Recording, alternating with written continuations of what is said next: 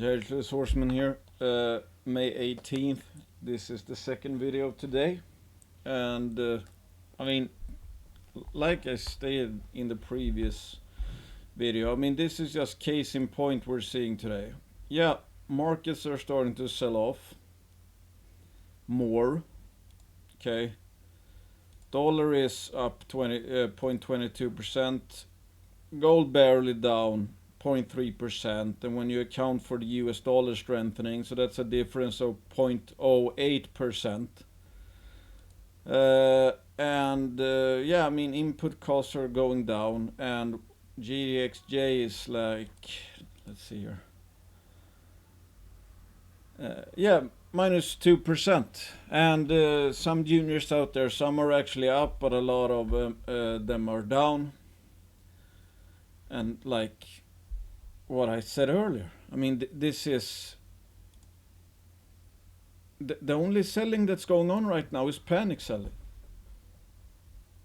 I mean, a lot of the stocks out there, you know, broad market stocks, I mean, they started off overvalued. They should go down and stay down. Some are down 70% and probably are never going to recover. I'm thinking tech stocks, etc. And at the same time, you're seeing stuff like this. Surging dollar stirs market buzz of 1980 style Plaza Accord. It's like, what did I say? Think about what comes next. This is, possibly stuff that could come next. So this was around the Plaza Accord. Gold price been going down for years before that. Then it ramped for like 2 years or whatever. Now, of course, we have surging inflation, so it's not like it's the exact same thing. But it's like, yeah, first comes the pain, then you get a big rally. Pain, big rally. Pain, big rally. So that's what I think one should look out for, think about. It's like, at this rate, what comes after? And to be in whatever will probably do best if things continue down this path. And if you're in, let's say, junior miners, etc., they're already dirt cheap. So for any value investor, it's been a clear-cut case for the last 12 months or so, at least the last 8 months. And I'm talking, the average junior, etc. I mean, there's obviously been high-quality juniors that have been, let's say, chronically undervalued. But then we, of course, have a guy like this in the comment section. Anybody that's been listening to you and acting on your advice over the past few months have been absolutely eviscerated. Okay, so what am I supposed to do with that? It's like, what have I been advising? Or what's my strategy? To buy cheap and then sell when they're not cheap, no matter how long that takes. It appears he has been under the impression that if I'm bullish a stock, I guarantee it will not go down. I don't know a single stock that can't go down. And when you're 100% long like me, and you go into sentiment lows, etc., it's pretty hard to avoid every downturn in a stock. But what he's basically saying, okay, last few months, let's say, but let's take what most people do. Okay, basically he's saying mining stocks and juniors, of course, juniors more than GDXJ, they've been down in the recent past. So your strategy sucks. He's obviously not thinking about this period, or from here to there, or from here to there. I mean, what am I keep talk? What do I say all the time? Buy as cheap as possible. So if you actually did what I always say, you would buy every low, increasingly so. And then you wouldn't be bitching like this guy. If anyone who's followed your advice is down, it's like, I'm down over the last several months, over the last year. But if I can look at some hodl portfolios I manage, and it's like 30, 40 names. This one, it's actually this portfolio started in, I don't know, mid 2020, something like that.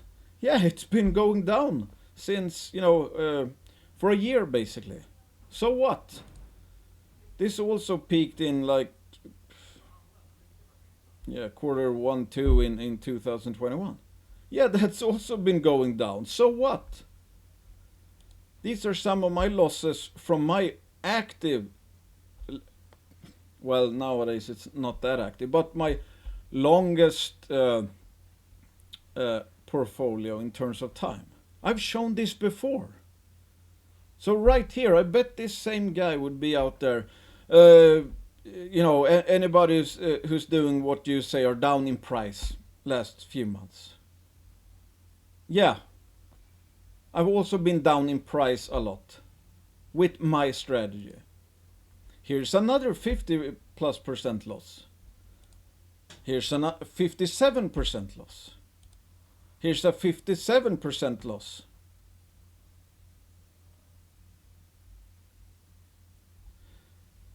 And this was the 2015-16 bottom. Down 54%. What happened afterwards? Up 500%. So it's like, I get triggered when I read stuff like this, because obviously, if he understands at all what I keep talking about, you wouldn't write a comment like this. Where in the hell have I outlined a strategy, since I'm 100% long all the time, that allows me to have a never-ending curve higher? To never be in a stock that will not have severe corrections when the whole market is panicking. I don't know of any single stock that I can guarantee can't go down. But if I had to guess, I would assume his portfolio is not doing so well, and he's never bought a bottom in his life. And now we're in, at another bottom or around another bottom. I don't know when the bottom is in. I never knew when the bottom was in.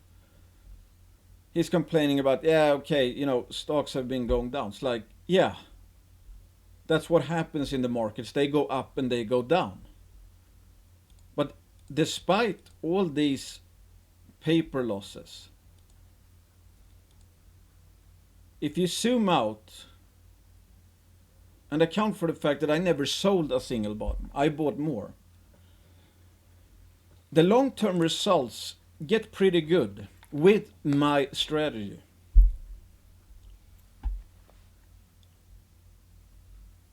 And I mean, this chart, especially this chart, that includes all of these losses on the way. And it will include the current downtrend as well. So it's like, if you don't even understand the concepts I'm talking about, like, please don't give anyone your opinion, because you have no idea what you're doing. And like I said, I explained everything he's talking about in that very video I did earlier today. I even said many of these juniors could go down 50% more from these levels, even though they're nosebleed cheap and have been nosebleed cheap for months, a year in some cases, or more than a year in some cases. They can still go down more, because like I said, this is panic selling we're seeing out there. Gold barely down. If you account for the price of the strength of the dollar, it's like gold in purchasing power is down 0.03% right now. And you have GDXJ down 2.2%. How do you explain that? Especially again, since the shittier things get, the closer we get to what comes after the crisis. And after this point in time, after the Plaza Accord happened, this is what happened with gold. Of course, this is a totally different scenario out there today. I mean, Jesus, now the global debt levels are way higher. It's like the U.S. is bankrupt pretty much. I mean, it's one of the worst debtor nations out there. That certainly wasn't the case back here, and inflation is raging. I don't think the inflation was raging back here. So it's way worse today. So you can only guess what's gonna happen after this fallout. And again, you would never guess that miners, especially junior miners, especially junior gold miners, would be valued where they're valued right now if you looked at where the paper price of gold is trading. So I don't know, you don't need to be a rocket scientist to yeah, it doesn't make sense. No, it doesn't make sense, and it hasn't made sense out there in the junior space for a long time. But that's also why cryptos, etc., reach a $3 trillion valuation. So if you can have that kind of stupidity, why on earth can't you have the opposite kind of stupidity in the junior mining sector? I mean, it's still the marginal investor out there that's bidding up Dogecoin to $35 billion and buying NFTs for $10 million. It's like those are humans as well, and it's humans that are setting the price in this junior mining sector. And that's why I also keep on saying that I don't like leverage. I don't want a time frame where I need to be right in any particular time frame, or like this guy that you can't be down in price for an extended period of time. If I would have used leverage, maybe I would have blown up long time ago.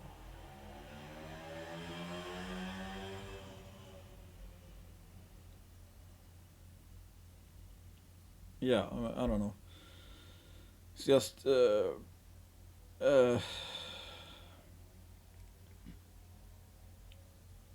yeah. I mean, this is just if you don't understand it, it's like if you want someone, if you want someone, or to have a strategy or whatever, it's like to follow someone where a stock can't go down.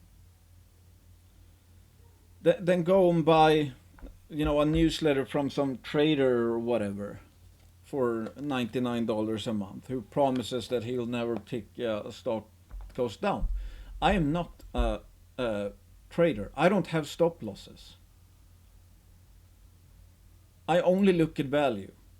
I buy when it's cheap. If it gets cheaper, I'm buying more. And that seems to work out in the end. And you're in the same time, I mean, every point in time here, I own stocks, my junior mining stocks, that I thought were already undervalued. And they still, on average, went down 50+% between in between their revaluing higher. So it's like if you, most people can't stomach that, obviously. It's like, don't follow me. It's not for everyone. And go out and try to find the stocks that can't go down instead. I'm looking to make a huge amount of money. So I'll continue buying something that is very undervalued.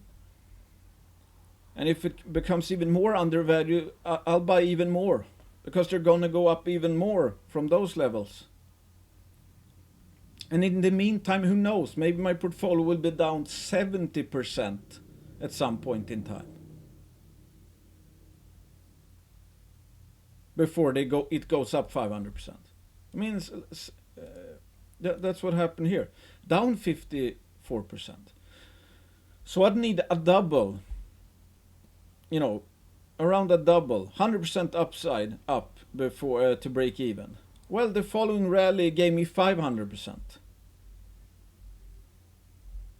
But I'm 100% sure that 99% would bitch all the way down, and 99% would not be a part of this after. And then it went down again, of course.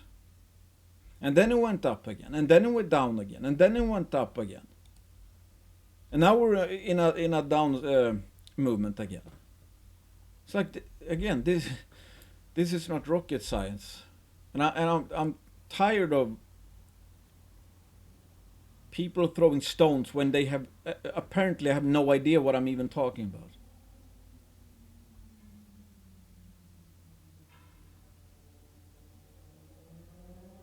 I've never said, I promise you that I'm bullish on these stocks because I know they're gonna go up in the next week or month or even 2 months or even 6 months. I have no idea when the bottom is gonna be. I just know gold is at $1,800, and the junior gold miners especially are ridiculously undervalued. So when the next sentiment high comes, they're gonna go up a truck ton. And that's what I'm after. And until then, all I can do is wait. All I can do is wait and buy more, and reshuffle my portfolio if I deem it necessary. And at the same time, it's like he's under the impression that's like absolutely visceral. It's like, what are my largest positions? Like Novo, that's down obviously, and that's down from last year.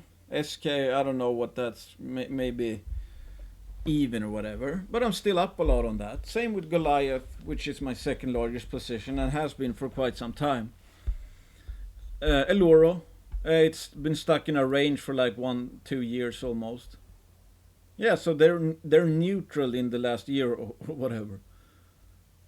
But there's obviously some micro cappers that are down like, I don't know, 60-70%. And that's why I have my largest positions are the one with margin of safety and probable growth.